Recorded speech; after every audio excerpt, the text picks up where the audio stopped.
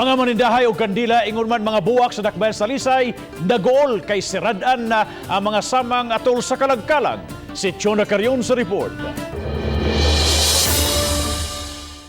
Sa pagbisita sa RTV Balitang Bisdak sa pampublikong samang sa Barangay Kansohong Catholic Cemetery sa Barangay Tangke, mingaw pa kaayo og minus ang mibisita nga mga tao sa ilang mga mahal sa kinabuhi nga mitaliwan na. Kinibisan pa man nga siradan ang tanang samang gikan sa Oktubre 29 hangtod Nobyembre 4 aron kalikayan ang pagdasok sa mga tao nga posibleng matakbuyan sa COVID-19.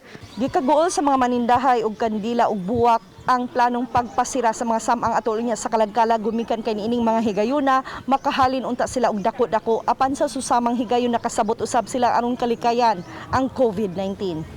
Magkuan lang yanig asa mi ani sad mga ginabuhi. Paabot pa mig asad mga bli mao ra man ang magsaligan. Kandila. Manindag buwak og kandila. Amo nang ibalik gagling adlaw kay may kalagkalag baya. Sabot rasad mi para ram nas kaayuhan sa tanan. Hinuon ang mga sakop sa quarantine response team sa Talisay City Police Station naglibot-libot sa mga samang.